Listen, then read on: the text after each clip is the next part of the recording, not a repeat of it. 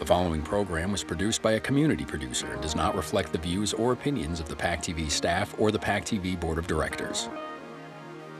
The content contained herein is the sole responsibility of the community producer.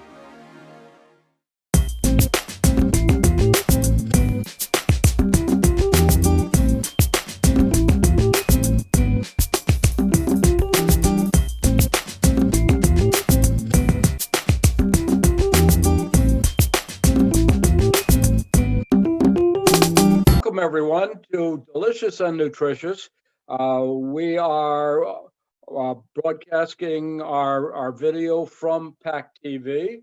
So we want to thank PACTV for their contribution. We also want to thank the Center for Active Living and Beth Israel Deaconess Hospital, where our very talented nutritionist comes from, and she is going to speak in a few minutes. Today's show is going to be something very interesting, and I'm going to bring up two new subjects. One is called spatchcocking, and the other is a Cornish Game Hen. Spatchcocking, you're going to see a demonstration, essentially as we take the backbone out of the bird. What's the Cornish Game Hen? It's a little chicken. Done. That nice, easy, quick explanation. So I'm going to send this over to Marcia. Marcie Richards, our nutritionist, and she's going to speak for a few minutes, and then we are going to demonstrate spatchcocking a Cornish Game Hen. Okay, good morning. I'm Marcia Richards, registered dietitian at Beth Israel Deaconess Hospital in Plymouth. So I'm just going to talk for about 1 minute, but today's focus is on boosting your immune system. And protein is one of the nutrients, in addition to many others, that helps that to happen. So we're going to watch the video, and then I'm going to come back and I'm going to highlight 5 great reasons why protein can help you to boost your immune system so that you can help fight things off, maybe not get a virus or an infection, or if you do, be able to minimize the effects of it. Okay, so let's watch this delicious recipe called spatchcocking a chicken. Nutritious. We are at PACTV, and we are going to spatchcock a Cornish Game Hen. Now, what is a Cornish Game Hen? Take a look at it. I have one right here. Looks like a little chicken, and that's basically what it is. It's a little chicken. What does spatchcocking mean? Spatchcocking is an older term. If we turn the bird over, we notice that we've got our wings here, and we also, this is the backbone, and you can tell where the backbone is because it's got a little tail. So what we're going to do is we're going to cut the backbone out of here, and we're going to open it up and flip it over, and then I'm going to break the breast, the breastbone, and that way it's going to lay flat and it's going to go into the oven. What is the value of spatchcocking? The value of spatchcocking is you get a very nice even cook because you don't have a round bird and the heat is coming down like this.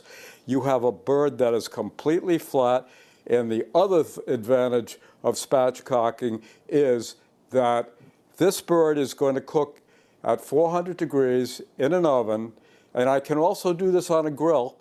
And what we are doing here is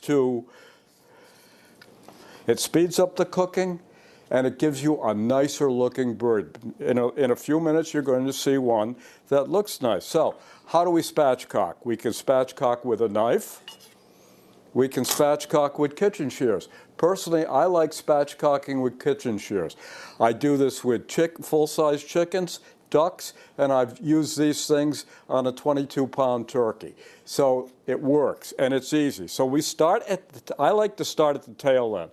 So I start moving up along the backbone, and then what I'm doing is I'm trying to feel for the ribs, and we got it, because look at this here. That's the neck, so we got the backbone. And now we're going to do the same thing on the other side. And see how easy these shears work? These are a really good pair of kitchen shears. They're made by Wusthof, and they're excellent. Now, we have finished the spatchcock. The only thing that we need to do is we need to flip it over like this here. And notice it's still standing up. Okay. Take your thumbs, push down here like this. Take your hand, and if you could hear it, there was a little crack. Okay. That's what we want. Notice how it lays nice and flat. So, what we're going to do is we're going to put on a dry rub. And the dry rub will give it flavor. So, first thing that I like to do is to fold underneath the chicken wings like this.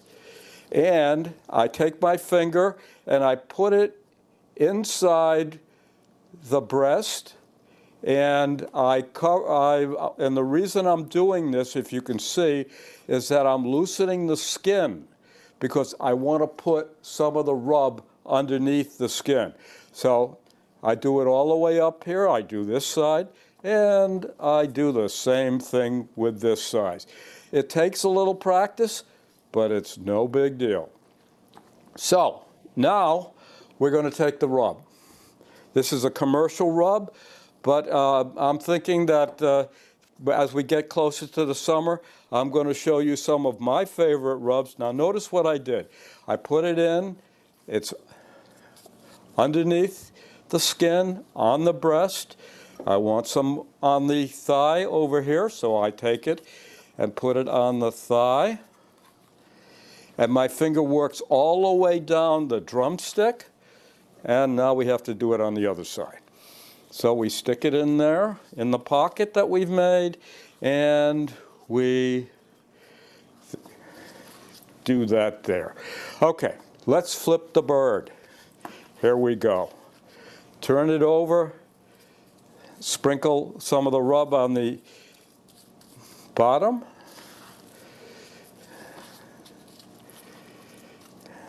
Sprinkle some of the rub on the top just to give it some nice color. And make sure we don't forget the little winglets. And finally, what we want to do is I like to use a little bit of olive oil. You can use butter, and because it will give me a little bit of a sheen on here, and it will help crisp the bird. Now this bird is not very fat, so it doesn't have an awful lot of fat underneath the skin. So we're going to add a little bit of fat in the form of olive oil, and this is a good grade about, see what all I'm doing, very gently. You don't have to be aggressive on this.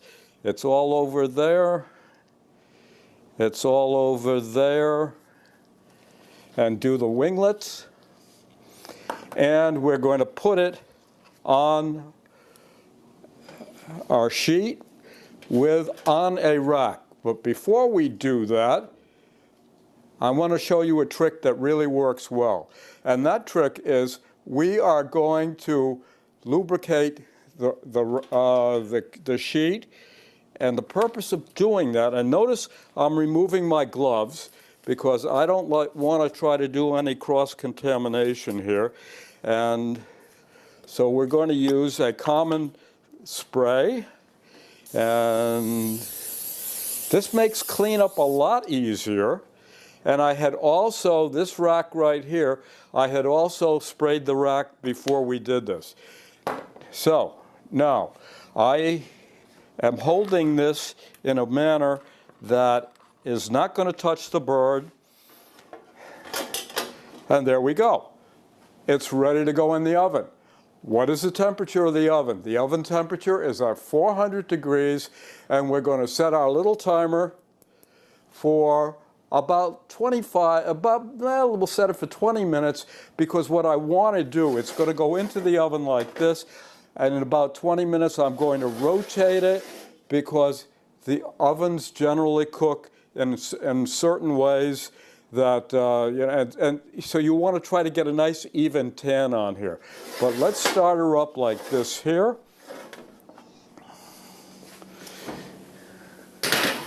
And in she goes, and amazing, it's done. Now,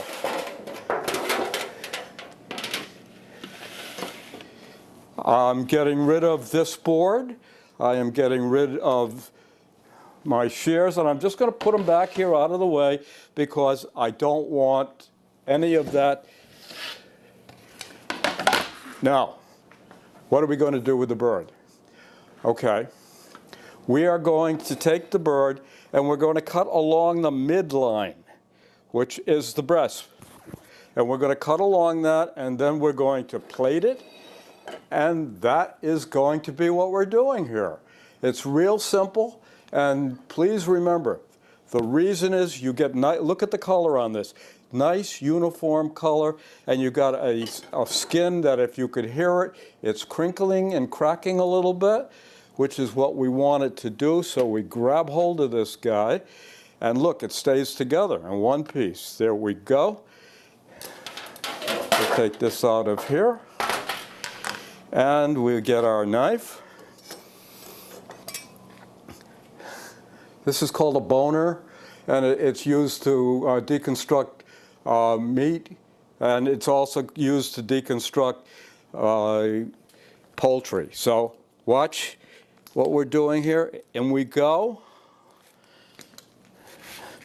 and we cut through, and we crack the bone, and we have 2 pieces. And that's a nice serving. This is probably about 8 ounces or so.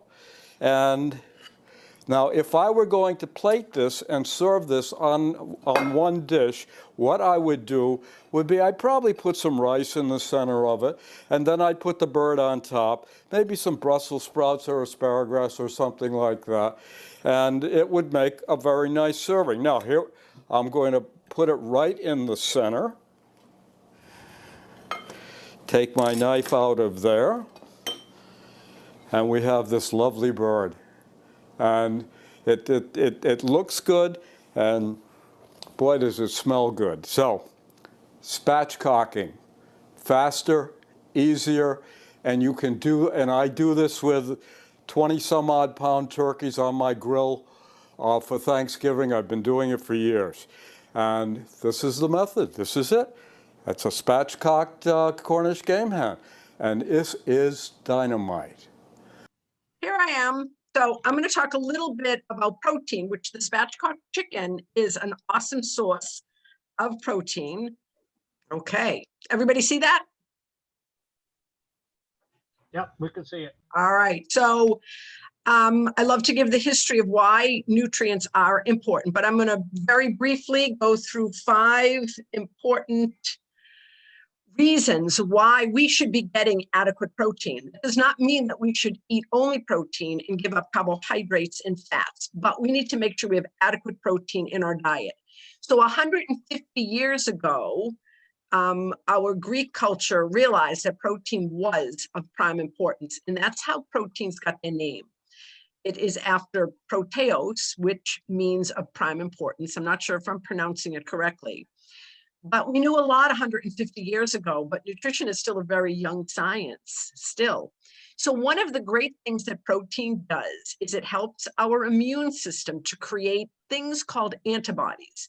And antibodies are larger proteins, and they help to distinguish foreign from natural, what doesn't belong in our body compared to what should be in our body. And antibodies will recognize an intruder.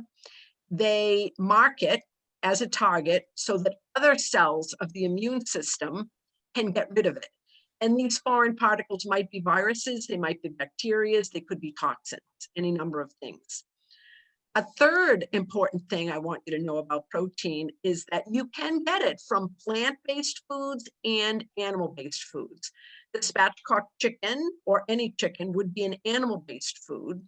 But if you like tofu, legumes, lentils, seafood, shellfish, these are all great sources of protein. Dairy foods are also excellent sources of protein. Milk, cottage cheese, yogurt, sliced cheese. It is best to get your protein from food. A lot of people do take protein supplements or they use protein powders. I think sometimes they might be indicated for most of us who are healthy and well and can eat an adequate diet. I like to see people get their protein from foods, because not only are you getting protein, but you're also getting lots of other awesome nutrients, not just the protein. Number 4, what do you need? What is the best amount? Most of the research indicates that all of us should be getting about 20 to 30 grams of protein per meal, unless you have been instructed otherwise. Maybe you've been instructed to have more or maybe less, depending on your whole health issue. So how do you get 20 to 30 grams? 1 ounce of chicken, beef, turkey, fish is about 7 grams. So the Spatchcock chicken, that 8-ounce serving, 8 ounces times 7, that would be 56 grams of protein. If you get 20 or 30 grams per meal, that is really golden. Sometimes we might get more and sometimes we might get less to meet our calorie needs.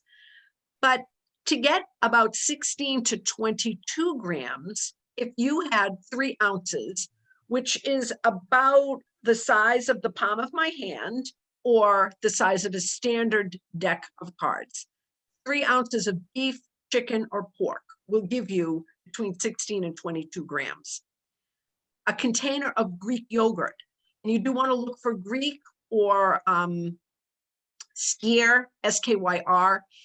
You want to look at the labels on yogurt and look for 15 grams of protein or so. Some of them only have 2. So you do want to be a little skeptical and be a little analytical and do some detective work. Look at your labels. 11 to 15 grams can be obtained from 3 ounces of fish or shellfish, 1/4 cup of beans or lentils, 2 eggs, 1/2 cup of cottage cheese. So it's not too difficult to get. And here we have a nice picture of all of the foods that do provide us with the protein that we need. So I'm going to stop that there. And I guess now we can take any questions that anybody might have, or I can give Jerry his Stump the Chef question. I like Stump the Chef. All right. I was going to ask you how fast a chicken can run, but I changed my mind because I think I asked you that already and you might remember. You have. I did. But I think didn't it was. know.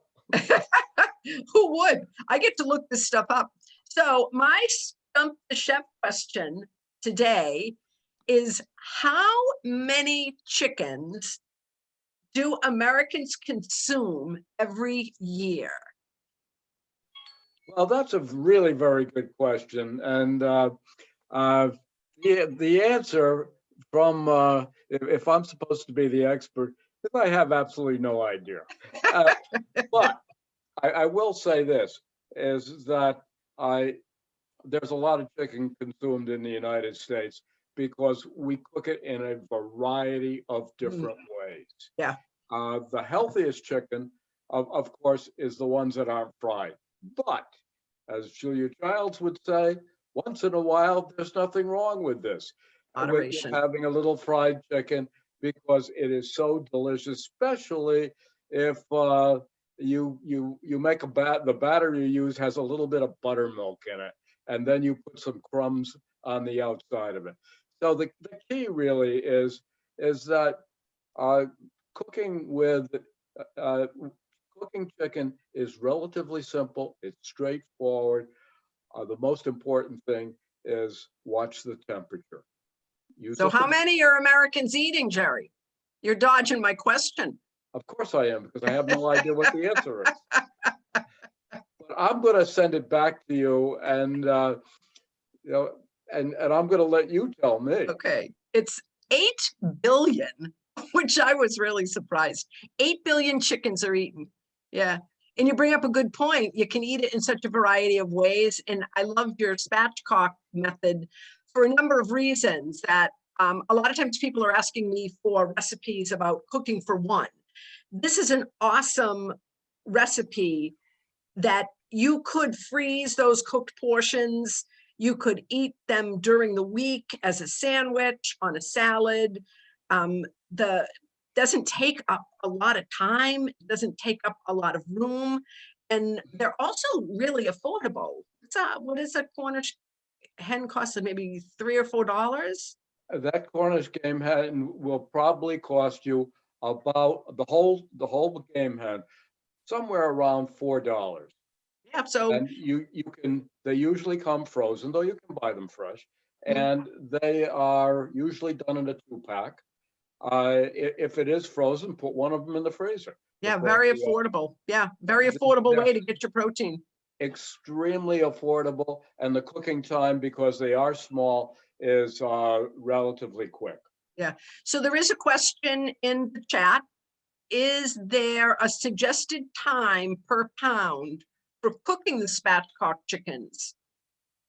Okay, I would suggest, because a spatchcock chicken is probably going to be about 1.5 pounds, somewhere maybe a little bit more, somewhere a little bit less. They come in slightly different sizes. I would say that depending upon your oven, because some ovens cook a little warmer, some ovens cook a little cooler, probably 30 minutes, 35 minutes, maybe a little bit less. But the key is use your thermometer. Get 165 degrees in the thickest part of the bird, and it is safe to eat. And it's the worst. There are 2 bad things about a chicken. One is when they're undercooked, and 2, when they're overcooked. Yeah. So thermometer. Yep. So other questions from our group? Time, we've got about 5 minutes, and then when we close, I am going to send out a survey. But any questions from anybody? And you can put them in the chat, or you can unmute and ask. Rose, go ahead and hold down your space bar so you can talk.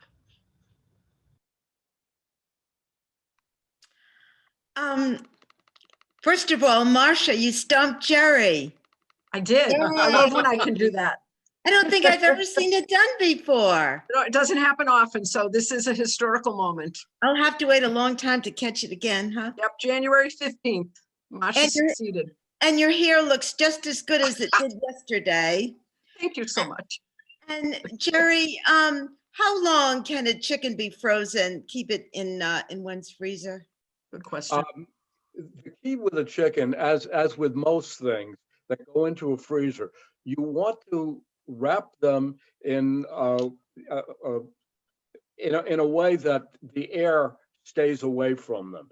The way I like to, if I'm going to wrap a chicken or a piece of ribs or a loin like a fillet, I will wrap it in one of the plastics, and then I will put it into a Ziploc bag, and it will. I hate to say this, but they've found mastodons up in the northern part of Canada where and these things have been buried for years in the ice, and they were delicious. They cooked them, and the key really is you don't want to get freezer burn on whatever you're putting in the freezer. That's it. Yeah. Wrap it with the plastic, stick it in a Ziploc bag, take your felt pen and write on there the date you stuck it in there, and that's all you need to do. Rose, does that answer your question? All right, and there is another question from Ethel, and it is the cooking time the same for grilling? The cooking time for grilling, depending upon, it all depends upon whether you're monitoring the temperature on the grill. Gas grills tend to be easier to keep a constant temperature when the lid is down. Okay, so if you can get you're cooking it on the gas grill at 400 degrees, it'll take the same amount of time as in the oven. Okay, let's talk about using charcoal. Charcoal, the temperature, it may go up a little, go down a little bit. The key is, when is it done? is use a thermometer. And that will, but I would say, you know, if the temperature in the charcoal grill is a little bit low, then it'll take a little longer. If it's too high, then you may burn it, because the skin on these on chickens tend to burn quickly. I always go back to the thermometer, and I use a thermometer all the time. I agree. I think one of the best things that everybody should have in their toolbox in the kitchen is a thermometer. We did a show, I think at one point, on food safety, but many people die or get seriously ill from foodborne illnesses every year. And having a thermometer, make sure your cold foods are cold enough and hot foods are hot enough, is one of the best things that you can do. So easy. And There's a million different types. Cross-contamination. Yes. Yep. Definitely. We're out Let's of time, see. folks. So Jerry, if you'd wrap it up. Okay. Marcia, do you have any more nutritional comments that you'd like to make? And then I'll do a real quick summation. And we will thank everyone for watching Delicious and Nutritious.